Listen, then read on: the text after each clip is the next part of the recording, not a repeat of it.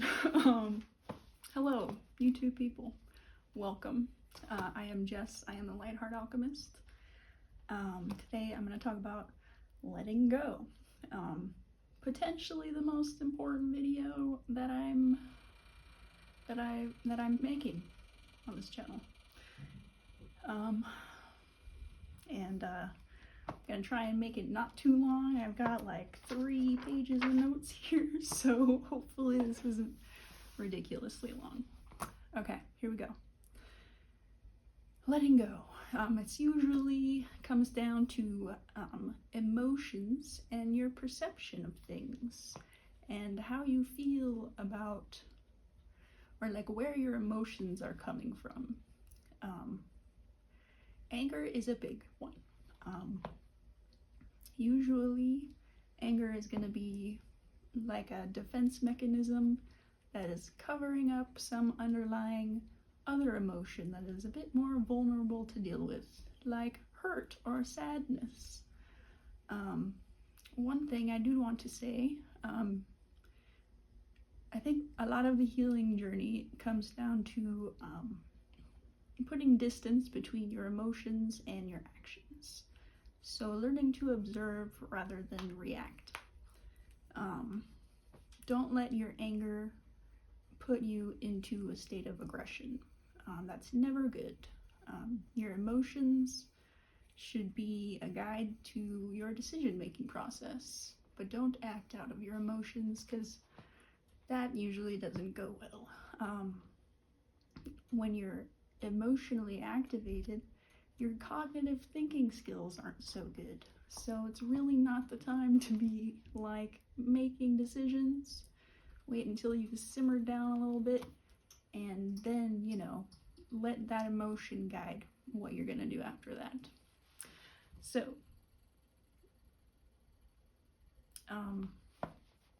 a lot of the time anger will be covering up hurt. Hurt can be a difficult thing to let go of. It's really important that you let yourself feel the hurt, for sure. If the person that hurt you is a safe person to talk to, it's important to talk to them. If you can't talk to that person because they don't give a fuck that they hurt you, you know, probably not somebody to keep around in your life. Because one, you know, if they don't care that they hurt you, then they don't care about your feelings or you as a human being with emotions. So, you know, cut them out, apply distance. Another option is maybe they did this to intentionally hurt you or make you angry, in which case, cut them out, apply distance. Yeah. Usually, when I recognize that what my anger is actually anger and not some underlying other emotion, it's usually because of, you know, I feel like something was unfair or there was some sort of injustice. And that goes back to your decision making. If somebody's not being fair, then I don't really want them in my life. So I'm going to decide to apply distance. I feel like that is a righteous anger when it comes down to situations of injustice, or, you know, people not being fair. Somebody's bullying somebody who's, you know, can't defend themselves, stuff like that. I feel like the universe comes down to balance, and that involves fairness. So I feel like, you know, I'm a bit preoccupied with fairness and justice. So I don't know, I feel like that's an inherent value that the universe holds. So I don't feel bad about it when I get angry in those situations. But again, you can't act out of anger. You let it guide your decision-making process once you've simmered down. Yeah. Let's see here. Whatever the emotion is, whether, you know, it's anger, you can feel your anger as long as it's not driving you to aggression. Whether it's hurt and sadness, you need to let yourself feel those things. With stuff like sadness, we purge, we like release that through crying and stuff like that. Honor your emotions and let yourself feel stuff. Sadness will start to dissipate over time as long as you are letting that out, as long as you are releasing those emotions. So that's, letting go of hurt and stuff. That's kind of what I have to say about that. Is there anything else I want to say like that?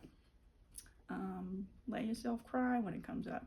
Make sure you have a safe place to cry. Make sure you're not, you shouldn't be self-conscious about crying, because usually when we're crying, there's a reason. So make sure you're in a safe place to cry. Make sure you're around safe people who aren't going to make you feel judged for being a human with emotions. Moving on. People. Letting go of people. All of the aforementioned stuff is applicable. In addition to that, I think is one very important ingredient, and that is self-love. Self-love breeds self-respect. And when you have respect for yourself, you don't tolerate people who don't respect you or offer respect in your relationship. When we decide to let go of a person, it's usually because we recognize that respect was not on offer with that person. So, that makes it a lot easier to, have no interest in interacting with them.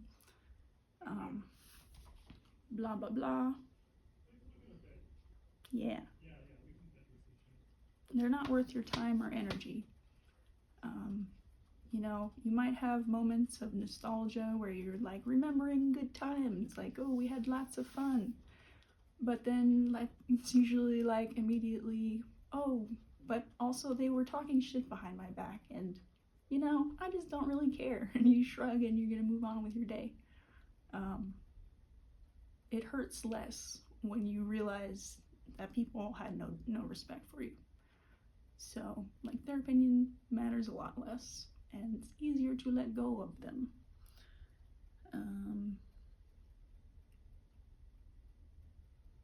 Yeah, I think that was all that.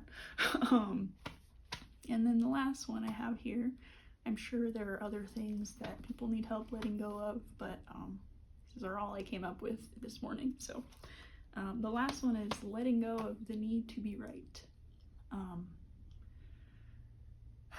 Needing to be right is indicative of a lack of changeability, and you need to be changeable if you are interested in growing. I wrote, you're not Jesus, probably, because if you're Jesus, you wouldn't have needed to incarnate again. There would have been no more lessons to learn. So you need to be open to dissenting opinions and other people's perspectives. If you need to be right all the time, then you're not gonna grow. And I know I've mentioned that before. So that's a key point in that. Another thing is, when you let go of the need to be right, you stop engaging so much with other people who need to be right all the time. I was definitely in a habit on, I was in them Facebook comments, arguing with people I didn't know, providing very logical arguments against these people who just didn't realize how stupid they sounded, or, how circular their logic was. When you're changeable and you let yourself be wrong, you recognize when other people need to be right, and that's a waste of time for you and them. It's not gonna go anywhere. Some people are intent on being wrong and are very set in their ways. So, when you realize you're in a conversation with somebody like that, it's like talking to a wall. What is the point? You're not going to convince these people online that they're wrong, because they know that they are always right. And I don't know, it was a big weight off my shoulders when I stopped arguing with people online about politics and stuff, and how to have empathy for people, because I used to get triggered and I was so engaged, and that's what Facebook wants, you know. But it's a big weight off your shoulders when you know, stop talking to people who need to be right. So yeah,